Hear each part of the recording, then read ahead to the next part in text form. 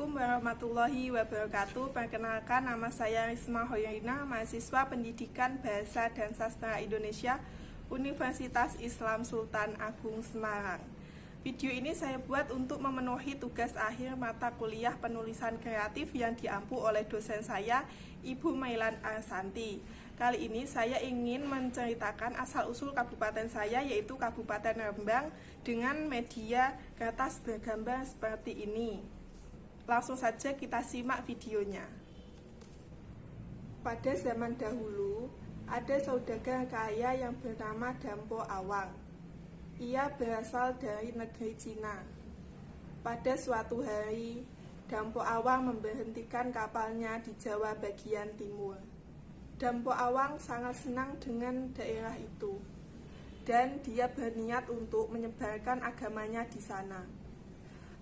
Pada suatu hari, Dampo Awang bertemu dengan Sunan Bonang, yang merupakan salah satu dari Wali Songo yang menyebarkan agama Islam di tanah Jawa. Pada pertemuan pertamanya, Dampo Awang menunjukkan sikap yang kurang baik kepada Sunan Bonang. Ia takut jika ajaran yang akan dia ajarkan akan tergantikan dengan ajaran Islam. Dari kejadian itu, Dampo Awang berniat untuk menyelakakan Sunan Bonang. Suatu ketika, saat Sunan Bonang hendak melaksanakan sholat Asyar, Dampo Awang menyuruh pengawalnya menaruh racun ke dalam kendi yang berada di atas meja. Dia mengira kalau Sunan Bonang akan minum air itu, tetapi perkiraannya salah.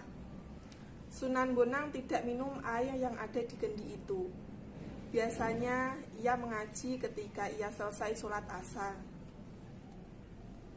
Hari demi hari telah berlalu.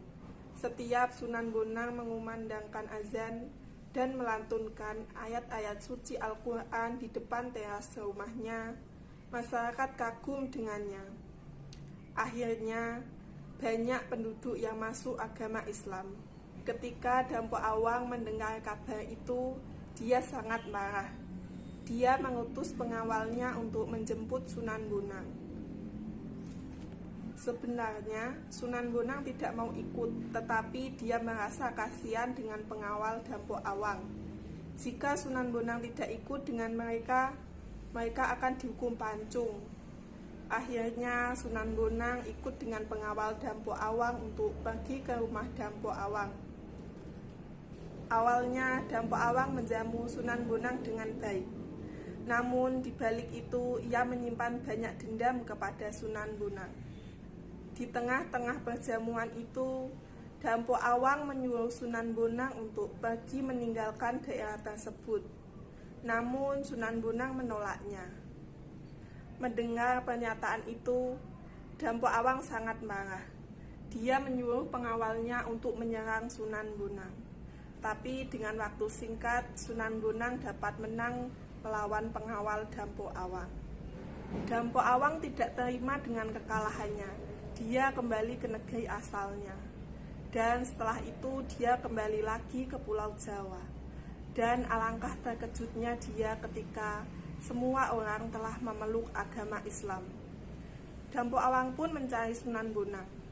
Saat Dampo Awang bertemu dengan Sunan Bonang, dia langsung menyerangnya. Namun dengan waktu singkat, Sunan Bonang dapat mengalahkan Dampo Awang. Kemudian Dampo Awang diikat dalam kapalnya oleh Sunan Bonang. Lalu Sunan Bonang menendang bagian kapal tersebut hingga berceceran.